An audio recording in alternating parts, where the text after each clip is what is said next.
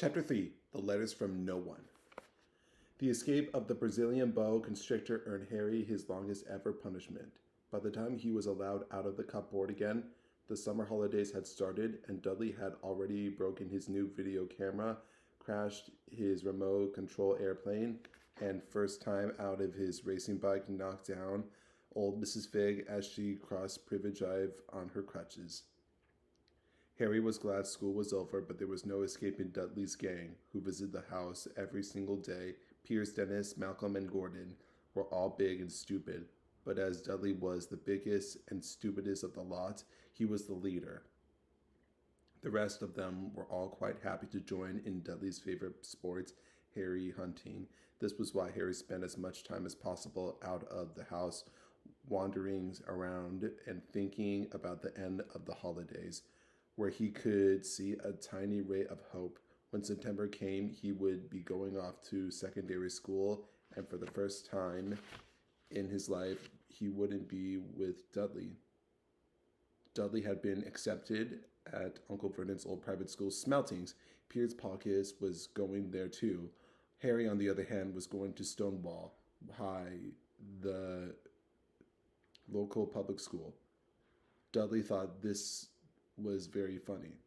Biggie stuffed people's heads down the toilet the first day at Stonewall. He told Harry, "Want to come upstairs at practice?" "No thanks, Harry. The poor toilets never had anything as horrible as your head down it. It might be sick." Then he ran before Dudley could work out what he said. One day in July, Harry and Petunia took Dudley to London to buy his smelting uniforms, leaving Harry at Mrs. Figg's. Mrs. Figg wasn't bad as usual. It turned out she'd broken with her leg tripping over on one of her cats, and she didn't seem quite as fond of them as before. She let Harry watch television, gave him a bit chocolate cake that tasted as though she had it for several years. That evening, Dudley paraded around the living room for the family in his brand new uniform. Smelting boys wore maroon tailcoats, orange knickerbockers, and flat straws hats called boaters. They also carried nobly sticks used for hitting each other while the teachers weren't looking. This was supposed to be good training for later. As he looked at Dudley in his knickerbockers, Uncle Vernon said gruffly that it was the proudest moment of his life, and Aunt Petunia burst into tears, and she couldn't believe it. It was her Ickle Dudleykins. He looked so handsome and grown up. Harry didn't trust himself to speak. He thought two of his ribs might already have cracked from trying not to laugh. There was a horrible smell in the kitchen. The next morning when Harry went in for breakfast, it seemed to be coming from a large metal tub in the sink. He went to have a look. The tub was full of what looked like dirty rags swimming in the gray water. "What's this?" he asked Aunt Petunia. Her lips tightened as they always did if he dared to ask a question. "Your new school uniforms," she said. Harry looked in the bowl again. "Oh," he said, "I didn't realize they had to be so wet." "Don't be stupid," snapped Aunt Petunia. "I'm dyeing some of Dudley's old things gray for you. It'll look like everyone else's when I've finished." Harry seriously doubted this, but thought it's best not to argue. He sat down at the table and tried not to think about how he was going to look on his first day at Stonewall High. Like he was wearing bits of old elephant skin, probably. Dudley and Uncle Vernon came in, both with wrinkled noses because of the smell from Harry's new uniform. Uncle Vernon opened his newspaper as usual, banged his smelting stick, which he carried everywhere, on the table. They heard the click of the mail slot and flop of letters of the doormat. "Get the mail, Dudley," said Uncle Vernon from behind his paper. "Make Harry get it. Get the mail, Harry. Make Dudley get it. Poke him with your smelting stick, Dudley." Harry dodged the smelting stick and went to get the mail. Three things lay on the doormat. A postcard from Uncle Vernon's sister, Marge, who was vacationing of the Isle of Wight, a brown Eve envelope that looked like a bill, and a letter for Harry. Harry picked it up and stared at his heart twangling a giant elastic band. No one ever in his whole life had written to him. Who would? He had no friends, no one relatives. He didn't belong to the library, so he'd never been able got rude notes for asking for books back. Yet here it was, a letter addressed so plainly there could be no mistake. Mr. H. Potter, the cupboard under the stairs, 4 Privet Drive, Little Whinging Survey. The envelope was thick and heavy, made of yellowish parchment, and the address was written in emerald green ink. There was no stamp. Turning the envelope over, his hand trembling, Harry saw a purple wax seal bearing a coat of arms, a lion, an eagle, badger, and a snake surrounding a large letter H. Hurry up, boys, shouted Uncle Vernon from the kitchen. What are you doing? Checking for letter bombs. He chuckled at his own joke. Harry went back to the kitchen, still staring at his letter. He handed Uncle Vernon the bill and postcard, sat down, and slowly began to open the yellow envelope. Uncle Vernon ripped open the bill, snorted in disgust, and flipped over the postcard. Marge is ill, he performed, ate a funny wail. Dad, said Dudley suddenly. Harry's got something. Harry was on the point of unfolding his letter, which was written on the same heavy parchment as the envelope, when it was jerked sharply of his hand by Uncle Vernon. That's mine, said Harry, trying to snatch it back. Who'd be writing to you, sneered Uncle Vernon, shacking the letter open with one hand and glancing at it. His face went from red to green faster than at a set of traffic lights. And it didn't stop there. Within seconds, it was the grayish white of old porridge.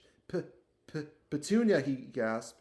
Dudley tried to grab the letter to read it, but Uncle Vernon held it high of his reach. Aunt Petunia took it curiously and read the first line. For a moment, it looked like as though she might faint. She clutched her throat and made a choking noise. Vernon! Oh my goodness, Vernon! They stared at each other, seeming to have forgotten that Harry and Dudley were still in the room. Dudley wasn't used to being ignored. He gave his father a sharp tap on the head with smelting stick. I want to read that letter, he said loudly. I want to read it, said Harry furiously, as it's mine. Get out, both of you, croaked Uncle Vernon, stuffing the letter back to inside its envelope. Harry didn't move. I want my letter, he shouted. Let me see it, demanded Dudley. Out, roared Uncle Vernon. He took both Harry, Dudley by the scruffs of their necks and threw them into the hall. Slamming the kitchen door behind them, Harry and Dudley promptly had a furious but silent fight over who would listen at the keyhole. Dudley won, so Harry, his glasses dangling from one ear, lay flat on his stomach to listen at the crack between door and floor. Vernon, Aunt Petunia was saying in a quivering voice, look at the address. How could they possibly know where he sleeps? You don't think they were watching the house? Watching, spying, might be following us, muttered Uncle Vernon widely. But what should we do, Vernon? Should we write back, tell them we don't? Harry could see Uncle Vernon's shiny black toes pacing up and down the kitchen. No, he said finally. No, we'll ignore it. If they don't get an answer, yes, that's best. We don't do anything, but I'm not having one in the house. Petunia, we didn't swear we took him, and we stamp out the dangerous nonsense. The evening he got back from work, Uncle Vernon did something he never done. He never done before. He visited Harry in his cupboard. Where's my letter, said Harry the moment Uncle Vernon had squeezed through the door. Who's writing me? No one. It was addressed to you by mistake, said Uncle Vernon. I have burned it. It was not a mistake, said Harry angrily. It had my cupboard on it. Silence, yelled Uncle Vernon. And a couple of spiders fell from the ceiling. He took a few deep breaths and then forced his face into a smile, which looked quite painful. Yes. Harry, about this cupboard. Your aunt and I have been thinking you're getting really a bit big for it. We think it might be best for you to move into Dudley's second bedroom. Why, said Harry. Don't ask questions, snapped Uncle Vernon. Take this stuff upstairs now. The Dursleys' house had 4 bedrooms, one for Uncle Vernon and Aunt Petunia for visitors. Usually Vernon's sister Marge, one where Dudley slept and one where Dudley kept all the toys and things that wouldn't fit into his first bedroom. It only took Harry on one trip upstairs to move everything he owned from the cupboard to this room. He sat down on the bed and stared around him. Nearly everything in here was broken. The month-old video camera was lying on top of a small working tank Dudley had once driven over the next-door neighbor's dog. In the corner was Dudley's first ever television, which he put his foot through when his favorite program had been canceled. There was a large birdcage which had once held a parrot that Dudley had swapped at a school for a real-life riffle, which was up on a shelf with the end all bent because Dudley had sat on it. Other shelves were full of books. They were the only things in that room that looked as though they'd never been touched. From downstairs came the sound of Dudley bawling at his mother. I don't want him in there. I need that room. Make him get out. Harry sighed and stretched out on the bed. Yesterday he had given anything to be up there. Today he'd rather be back in his cupboard with that letter and up here without it. Next morning at breakfast, everyone was rather quiet. Dudley was in shock. He'd screamed, whacked his father with his smelting stick, been sick on purpose, kicked by his mother, and thrown his tortoise through the greenhouse roof, and he still didn't have this room back. Harry was thinking about this time yesterday and bitterly wishing he'd opened the letter in the hall. Uncle Vernon and Aunt Petunia kept looking at each other darkly. When the mail arrived, Uncle Vernon, who seemed to be trying to be nice to Harry, made Dudley go and get it. They heard him banging things with his smelting stick all the way down the hall. Then he shouted, "There's another one, Mr. H. Potter, the smallest bedroom for Privet Drive." With a strangled cry, Uncle Vernon leapt from his seat and ran down the hall. Harry right behind him. Uncle Vernon had to wrestle Dudley to the ground to get the letter from him, which was made difficult by the fact Harry grabbed Uncle Vernon around the neck from behind. After a minute of confused fighting in which everyone got hit a lot by the smelting stick, Uncle Vernon straightened up, gasping for breath, with Harry's letter clutched in his hand. "Go to your cupboard, I mean your bedroom," he wheezed at Harry. Dudley, "Go, just go." Harry walked round and round in his bedroom, and so someone knew he had moved out of his cupboard, and they seemed to know he hadn't received his first letter. Surely that meant they tried to write again, and this time he made sure they didn't fail. He had a plan. The repaired alarm clock rang at 6 o'clock.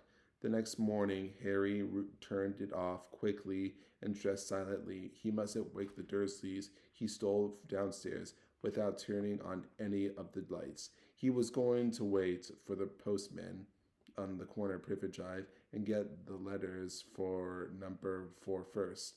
His heart hammered as he crept across the dark hall toward the front door. Arr! Harry leapt into the air. He had trodden on something big, squashing on the doormat. Something's alive. Lights clicked on upstairs. And to his horror, Harry realized that the big, squashy something had been his uncle's face. Uncle Vernon had been lying at the foot on the front door in a sleeping bag, clearly making sure that Harry didn't do exactly what he had been trying to do. He shouted at Harry for about half an hour and then told him to go and make a cup of tea. Harry shuffled miserably off into the kitchen, and by the time he got back, the mail had arrived right into Uncle Vernon's lap. Harry could see the letters addressed in green ink. I want, he began, but Uncle Vernon was tearing the letters into pieces before his eyes. Uncle Vernon didn't go to work that day. He stayed home and nailed up the mail slot. See, he explained to Aunt Petunia, threw out a mouthful of nails. If they can't deliver them, they'll just give up. I'm not sure that'll work, Vernon. All these people's minds work in strange ways. Petunia, they're not like you and me, said Uncle Vernon, trying to knock in a nail with the piece of a fruitcake Aunt Petunia had just bought him. On Friday, no less than 12 letters arrived for Harry. As they couldn't go through the mail slot, they had been pushed under the door, slotted through the sides, and a few even forced through the small window in the downstairs bathroom. Uncle Vernon stayed at home again.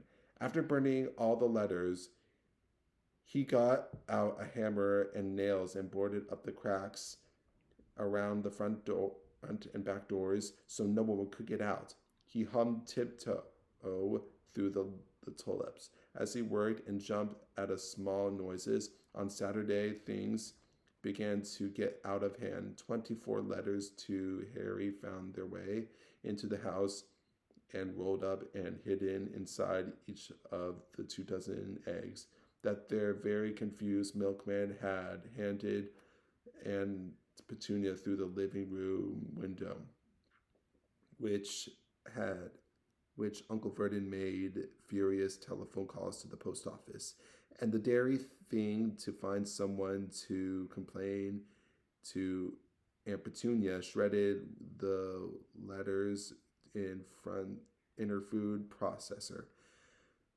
Who on earth wants to talk to you this badly? Dudley asked Harry in amazement. On Sunday morning, Uncle Vernon sat down at the breakfast table, looking tired and rather ill.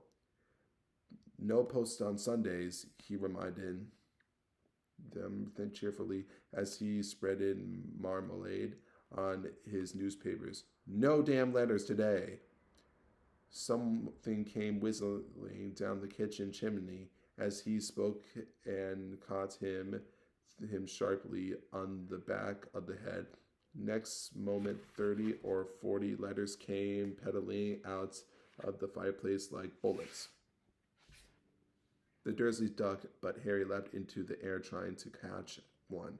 Out! Out! Uncle Vernon seized Harry around the waist and threw him into the hall.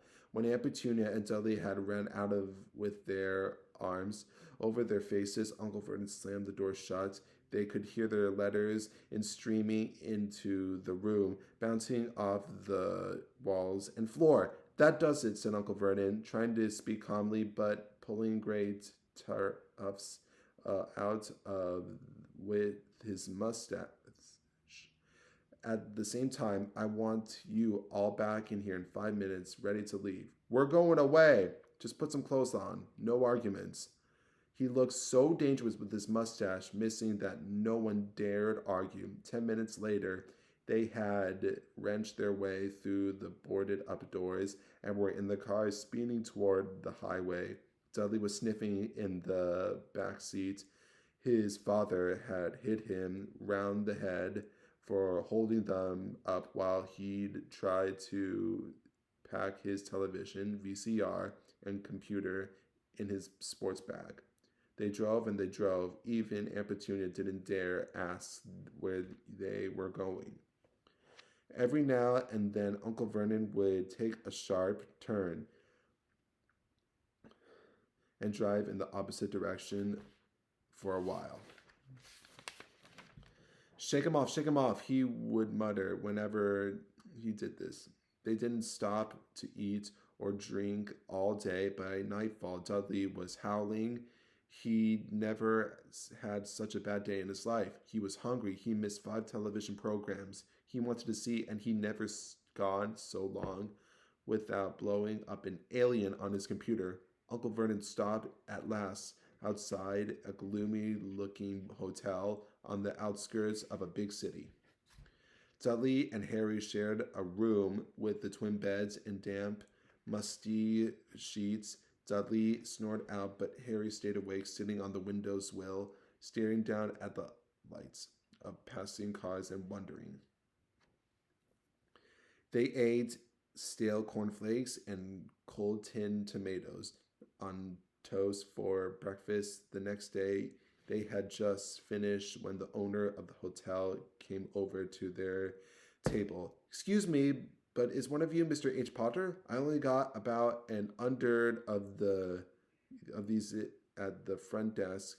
He'd held up a letter so they could read the green ink address. "Mr. H. Potter, room 17, Railview Hotel, Cokeworth." Harry made a grab for the letter, but Uncle Vernon knocked his hand out of the way. The woman stared. "I'll take them," said Uncle Vernon, standing up quickly, following her down the dining room. "Wouldn't it be better if we just go home, dear?" Aunt Petunia suggested timely hours, but Uncle Vernon didn't seem to hear her. Exactly what he was looking for, none of them knew. He drove them into middle of a forest. "Go out, look around," shook his head, got back in the car, and off they went again. The same thing happened in the middle of a plowed field halfway across a suspension bridge and at the top of the multi-level parking garage. "Daddy's going mad, hasn't he?" Dudley asked Aunt Petunia dully late that afternoon. Uncle Vernon had parked at the coast, locked them all inside, and disappeared. It started to rain. Gray drops beat on the roof of the car. Dudley sniveled. "It's Monday," he told his mother. "The great Humberto's on tonight. I want to stay somewhere with a television." Monday, this reminded of Harry of something. It was Monday, and you could usually count on Dudley to know the days of the week because of television. That tomorrow, Tuesday, was Harry's 11th birthday. Of course, his birthdays were never exactly fun. Last year, the Dursleys had given him a coat hanger and a pair of Uncle Vernon's old socks. Still, you weren't 11 every day. Uncle Vernon was back and he was smiling. He was also carrying a long thin package and didn't answer Aunt Petunia when she asked what he brought. "Found the perfect place," he said. "Come on, everyone, out." It was cold, very cold outside the car. Uncle Vernon was pointing at what looked like a large rock way out at sea. Perched on the top of the rock was the most miserable little shack you could imagine. One thing was so certain: there was no television in there. "Storm forecast for tonight," said Uncle Vernon, gleefully clapping his hands together, "and this gentleman's kindly agreed to lend us his boat." A toothless old man came ambling up to them, pointing with a rather wicked grin at an old rowboat bobbing in the iron gray water below them. "I've already got us some rations," said Uncle Vernon, "so all aboard." It was freezing in the boats. Icy sea spray and rain crept down their necks, and a chilly wind whipped their faces. After after what seemed like hours, they reached the rocks where Uncle Vernon slipping and sliding the way to the broken down house. The inside was horrible. It smelled strongly of seaweed. The wind whistled through the gaps in the wooden walls, and the fireplace was damp and empty. There were only two rooms. Uncle Vernon's rations turned out to be a bag of chips, each 4 bananas. He tried to start a fire, but the empty chip bags just smoked and shivered. Could do with some of letters now etched, he said cheerfully. He was in a very good mood. Obviously, he thought no one would stood a chance of reaching them here in a storm to deliver mail. Harry privately agreed through the thought he didn't cheer him up at all. As night fell, the promised storm blew up around them. Spray from the high waves splattered the walls of the hut, and a fierce wind rattled the filthy windows. Aunt Petunia found a few moldy blankets in the second room and made up a bed for Dudley on the moth-eaten sofa. She and Uncle Vernon went off to the lumpy bed next door, and Harry was left to find the softest bit of floor he could and to curl up under the thinnest, most ragged blanket. The storm racked more and more furiously as the night went on. Harry couldn't sleep. He shivered and turned over, trying to get comfortable, his stomach rumbling with hunger. Dudley's snores were drowned by the low rolls, thunder that started near midnight. The lighted dial of Dudley's watch, which was dangling over the edge of the sofa on his fat wrist, told Harry he'd been 11 in 10 minutes' time. He lay and watched his birthday tick near, wondering if the Dursleys would remember at all, wondering where the letter writer was now. 5 minutes to go. Harry had heard something crack outside. He hoped the roof wasn't going to fall in, although he might be warmer if it did. 4 minutes ago. Maybe the house in Privet Drive would be so full of letters when they got back that he'd be able to steal one somehow. 3 minutes ago was the sea slapping hard on the rock. Like that. And 2 minutes ago, what was that funny crunching noise? Was the rock crumbling into the sea? 1 minute to go, and he'd be 11 in 30 seconds. 20, 10, 9. Maybe he'd wake Dudley up just to annoy him. There, 3, 2, 1. Boom! The whole shack shivered, and Harry sat bolt upright, staring at the door. Someone was outside knocking to come in.